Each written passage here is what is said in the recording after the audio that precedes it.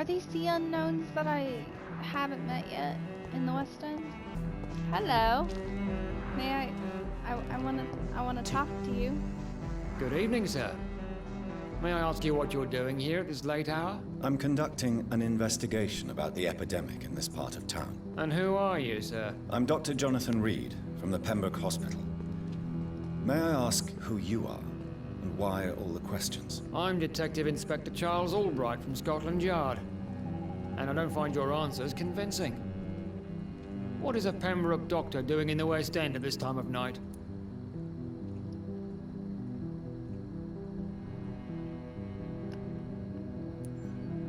I'm here on my own, sir. I have no official appointment other than my desire to save lives. Then we have the same objective, sir. The difference is, to catch my suspects, I use a magnifying glass and handcuffs instead of a microscope. I can't believe we are still waiting here. I can't remember the moment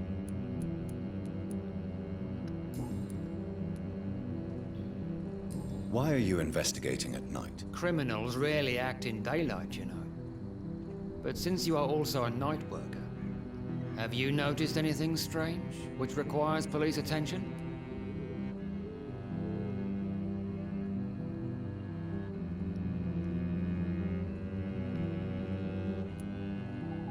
No, I've noticed nothing odd. All right. But keep your eyes open, though. What can you tell me about this district? I'm the one asking questions, especially when there's a killer on the loose. What killer? I'm not going to discuss that with the civilians, sir. Haven't I told you about the investigation I'm conducting? Perhaps I could help you. All right, without giving you too much information, I'll tell you this. I'm convinced there is a homicidal maniac on the loose, using the epidemic to disguise his kills. And what about the epidemic? We both know the situation is critical, don't we, Doctor? Colleagues of mine die almost every day.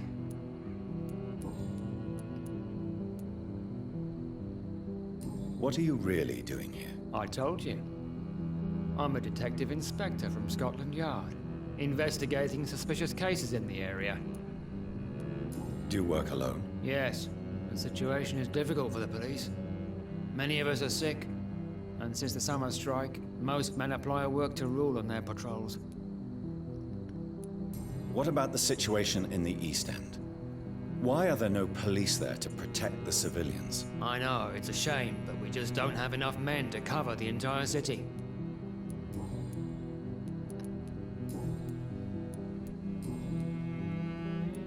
Tell me all you know about that homicidal maniac you're looking for. I'm not even sure there is only one. The wounds are always the same, but the modus operandi varies.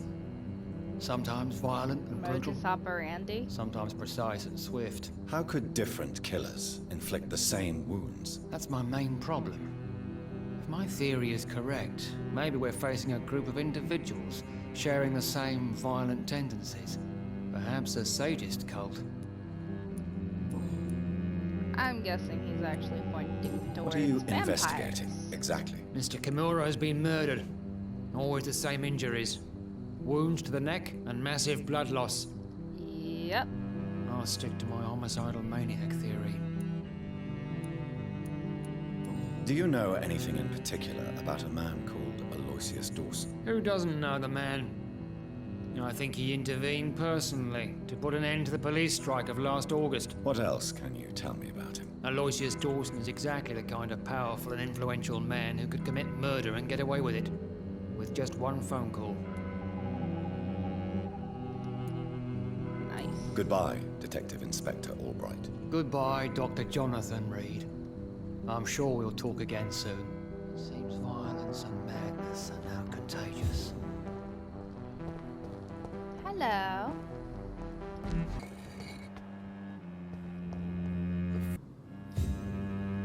Jonathan Reed. At last we meet.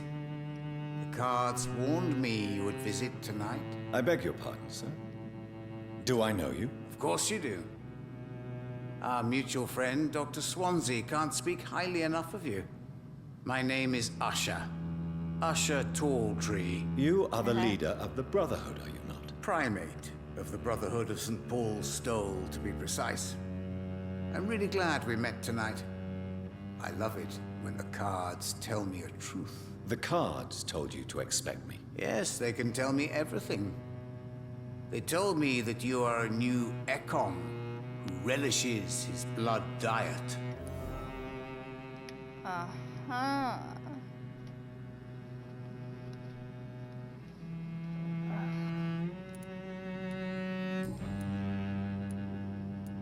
What can you tell me about the neighborhood? I really don't know.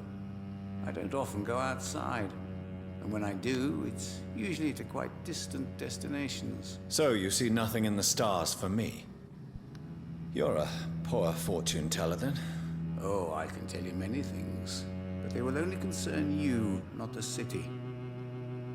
For example, I know that you offered your sister the final rest she asked for.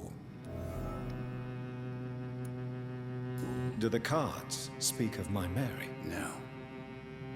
It's the burning aura of guilt that precedes you everywhere you go. Read my fortune then. You have been chosen, Jonathan.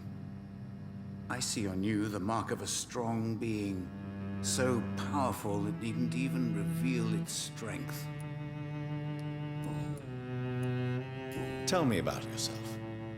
What do you do here, besides turning cards in the middle of the night? I'm for most a charlatan. For a few, I'm a vampire. And for you, I'm the primate of St. Paul's Stole. Some believe you to be a vampire. Who? The Guard of Priwen, who else? For a time, they sent spies to observe my activities, and they even broke into my home to gather proof. Did they steal anything from you? A personal notebook they quickly took to their headquarters. All they had to do is to look at me. I'm aging. What better and definite proof that I'm not an immortal? Do you want your notebook back? If you ever find it, I'd be glad to have it back, of course. I do ask one thing, though. Do not read it, Jonathan. Some secrets are not meant to be revealed, even to immortals. Well, now I just want to read it. I mean, it's true, I do like read everything I pick up. But you could have just said, hey, I have some personal stuff in there. I'd rather you not read it. But your do not read it makes me want to read it. I understand why this mission is called Pandora's Box now. For how long have you been a primate? It was 15 years last year. What do you make of Dr. Swansea? Edgar is a brilliant and dedicated man. A man of his time, sometimes a little muddled, but always looking for new paths and new concepts. Can you read the cards for me? Are you sure you want to know what they will reveal? Yes, I am. It will cost you 150 shillings. What the fuck? Here is the money. Redemption. A strong man, eager to help and support the weak. A criminal who redeemed himself. A better life, rebuilt from scratch. Huh.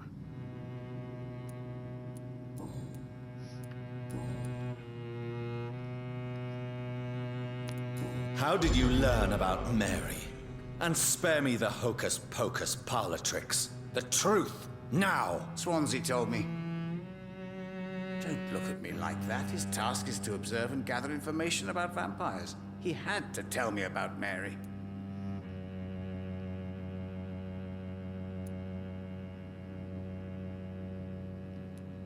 Mary did not deserve her fate. She had already suffered enough during her life. And yet the pain and the suffering went on after her death. Suffering is part of the immortal condition. Some prefer to lose their minds rather than face the simple truth. Pain will never stop. How do you measure the amount of blood on my hands? I told you. The cards always tell the truth. Well, most of the time. Is it possible to tell me my future? A vampire's fate is much more delicate to read, Doctor. But I can try. All right. Let me hear it. Your heart will bleed back all the blood you drank, but it will not put out the fire your treachery has lit. Well, May I ask you about the Brotherhood? Of course. But I must warn you that there are some subjects we consider taboo, in spite of our fondness and acceptance of your kind. I know there is no love lost between the Guard of Priwen and the Brotherhood.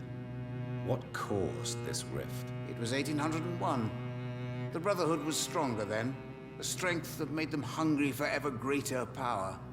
An argument divided them, and the wound never healed. What was the nature of the disagreement? The problem was that both sides considered themselves the legitimate heirs of the original Brotherhood. We divide up the books, the relics, not always fairly or with consideration. Who founded the Brotherhood? That's precisely the kind of question I cannot answer. It is delicate and may reveal some of our secret traditions. So you're not just a club of academics and scholars. Once upon a time, very long ago, the Brotherhood did more than simply study the vampires. They took actions to eliminate the more ferocious and corrupted. I know there is no love lost between the Guard of Priwen and the Brotherhood. What caused this rift? It was 1801. What was the name? Problem was...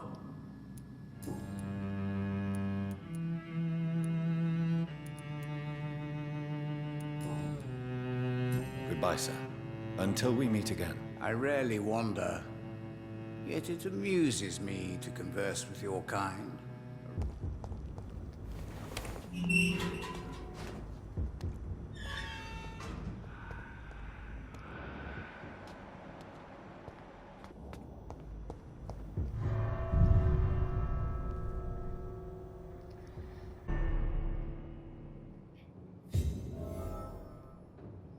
ooh, fancy.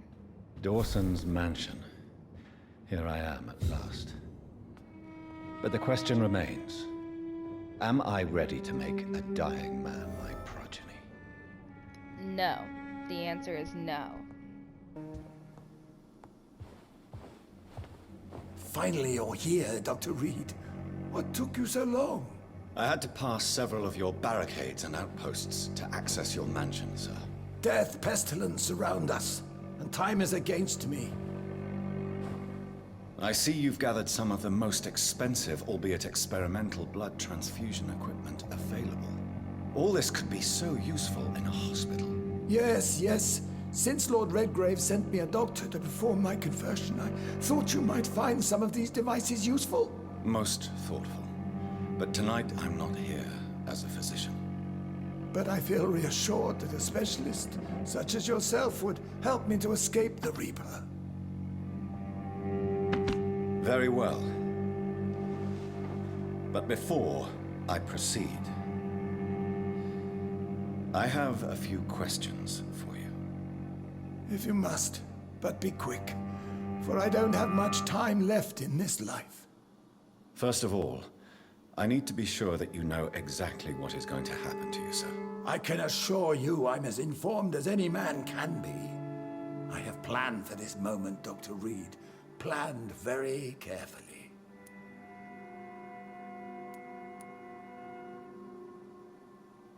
Believe me, there is a huge difference between reading about vampires and waking up as one. I learned that myself the hard way. Oh my God, man, stop your whining. I don't have time for your pointless jibber-jabber.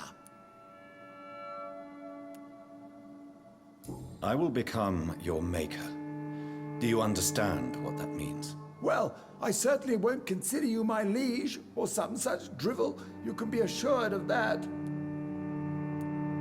You'll need to feed on warm blood. Blood from mortals. How do you feel about that? I'm rich, Dr. Reed, and powerful. I'm sure I'll be able to acquire all the blood I need without ever having to sully my own hands. What do you know about the Guard of Priwen? What I do know is that I'll crush anyone or anything that would dare to oppose me.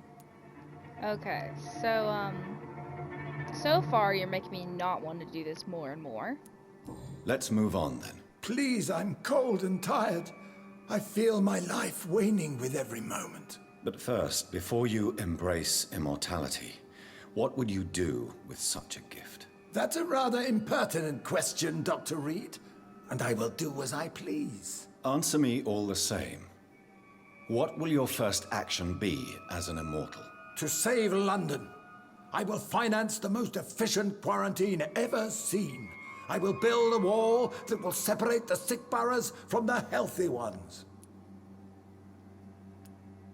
Who gave you the right to decide the fate of thousands of people? My money. My money and my pending immortality gives me the My needed money. authority, Doctor. I'm a businessman. I'm used to tough decisions. You really plan to build a quarantine wall across London? Yes, it will be tall and strong, separating the wheat from the chaff.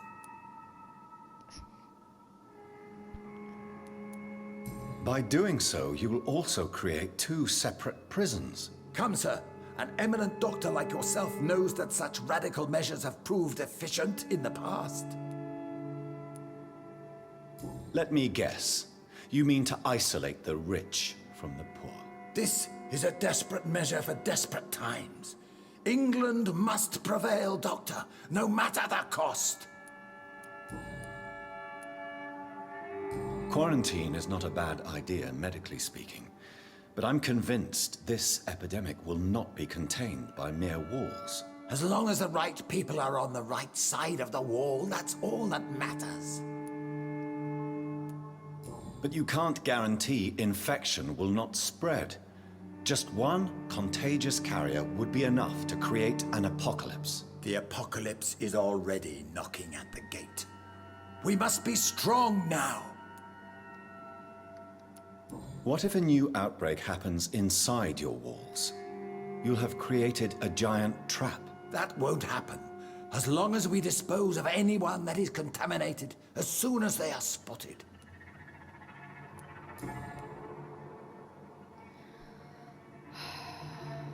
All this talk of walls just reminds me of Trump, and wow, you're making this so much worse on yourself. I've heard enough. It's time to proceed. At last. All right, do what you have to do. If it hurts, so be it. I've been preparing such a long time for this.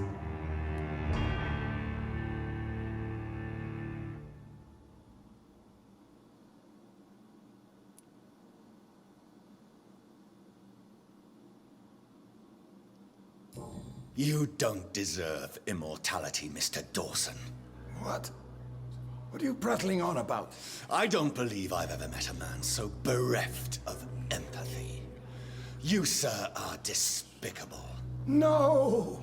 Wait! You can't! I made a deal with Lord Redgrave. I'll finance whatever he wants. Please, just ask him. Sleep now. Rest now. Forever.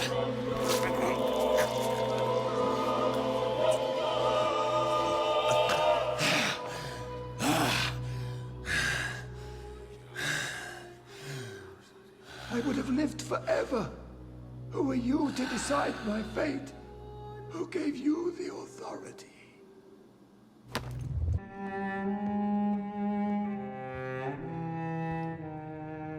Is it done, Dr. Reed? Is Aloysius Dawson reborn, as expected? Alas, Aloysius Dawson was not brought back to life after his death. The man is gone. What? What happened?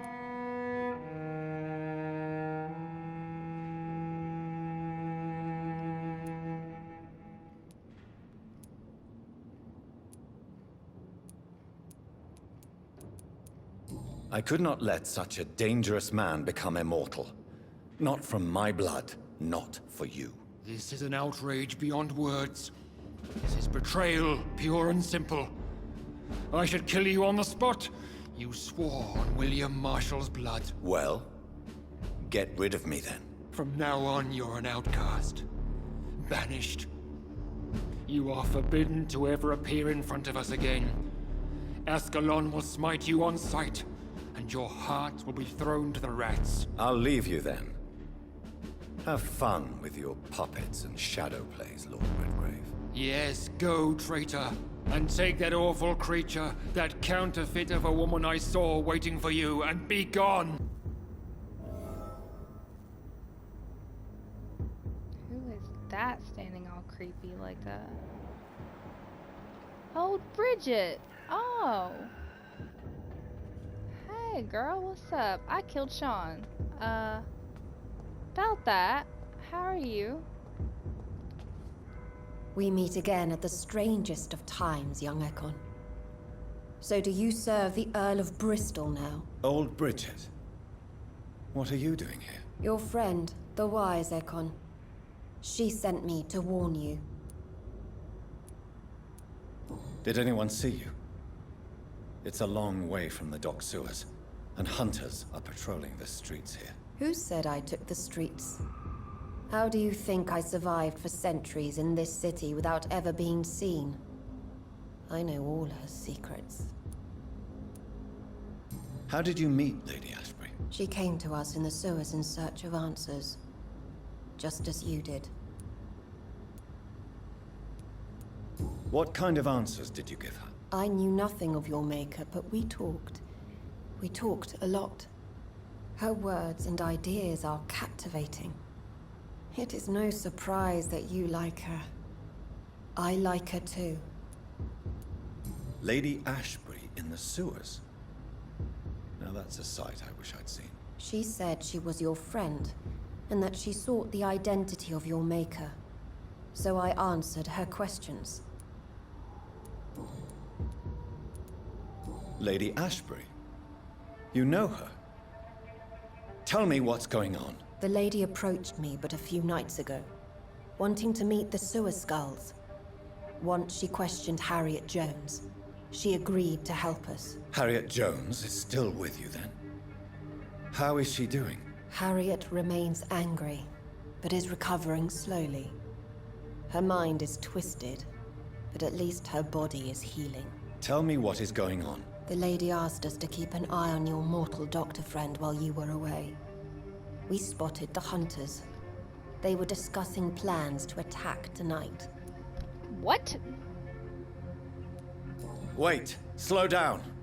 I need to ask you something. I'm listening, but I do not have time to waste, so be quick. Where is Lady Ashbury right now? She said she will go home. She needed to speak with some old friends first, though. Do not worry, young Ekon. She is no fool, and just as strong as you. Alright, cool. No time to lose Don't then. care about those other I must go questions. there right away. I shall return to my den. Have you a message for the lady? Should I see her before you? Tell her I love her. Yes. Tell her I love her. Is this still unknown to her? Go now and take care, young Ekon, for the flames are rising.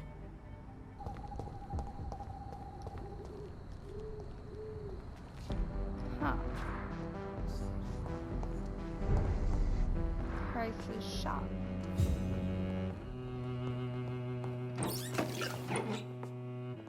Dr. Reed, I am glad. Good evening, Miss Price. How are you tonight? Dr. Reed, I didn't know you had returned from the war. I had a new doctor when you left, but he's not as kind as you. Always glad to see a former patient in good condition. It's been a long time. Too long indeed. And as a token of my appreciation, I'll grant you the best price if you fancy buying anything from my humble shop. Aw, that's nice.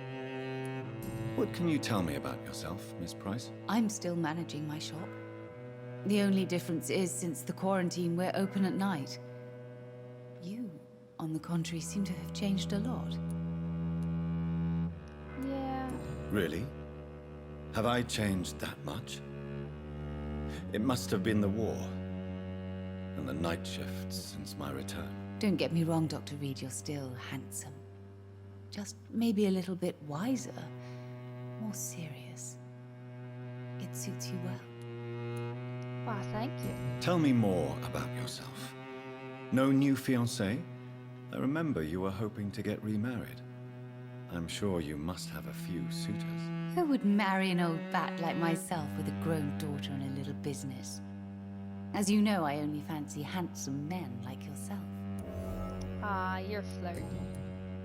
Well, I just told this lady I loved her, though. Have you noticed anything in particular in this part of town recently? Other than you coming back to cheer me up? Nothing at all, Dr. Reed.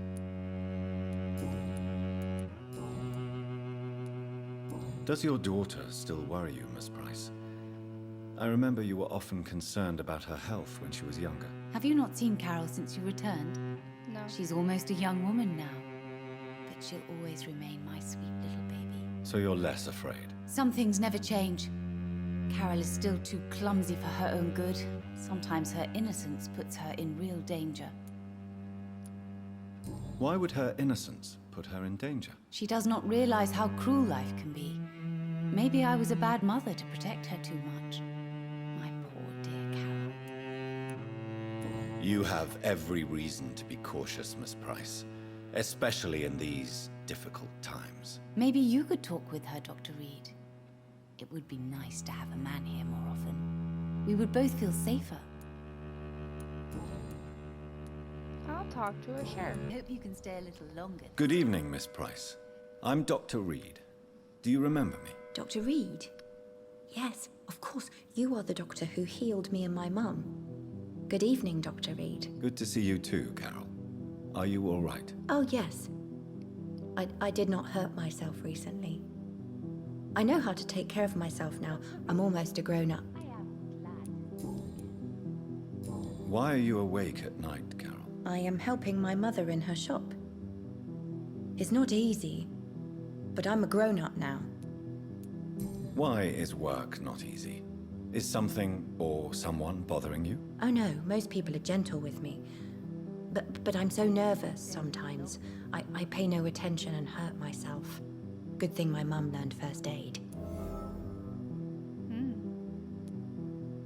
I'm sure your mother is grateful for your help. I do the best I can. But I'm so clumsy sometimes. I drop things. I injure myself. It's a good thing my mother has the patience of an angel.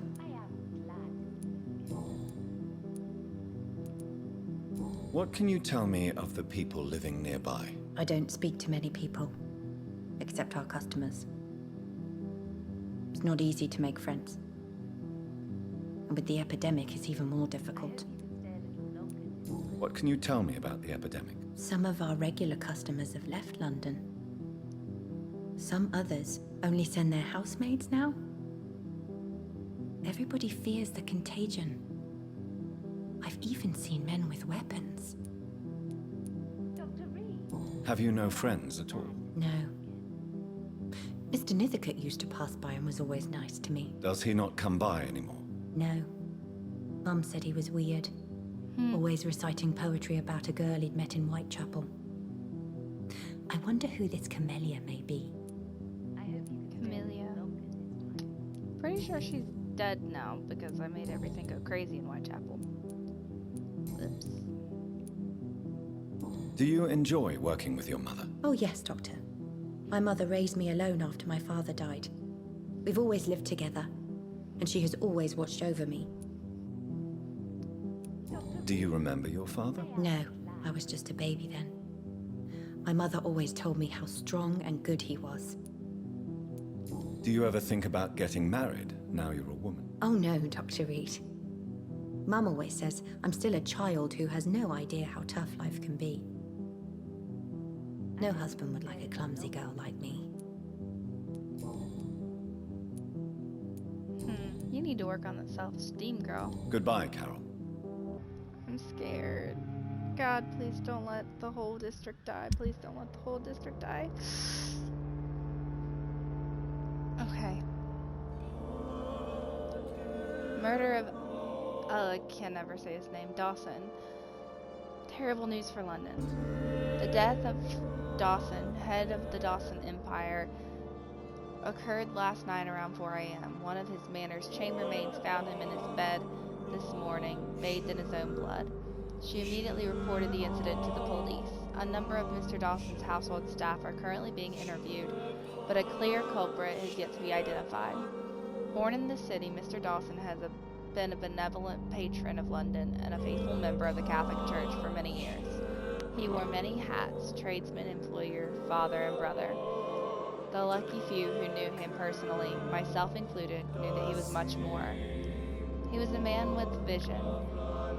He saw a glistening future for our crime-ridden capital. He saw the ways through which our families and friends could be protected from the dangers outside. He saw how he himself, as a man of wealth and influence, could use his fortune to benefit the people. Mr. Dawson had planned to turn the city into a fortress where the virtuous could live in peace. Sadly, the idea attracted the jealousy of others, and they did not let him live long enough to enjoy the fruit of his dedication. Mr. Dawson leaves a daughter and many admirers to mourn his loss. SLA.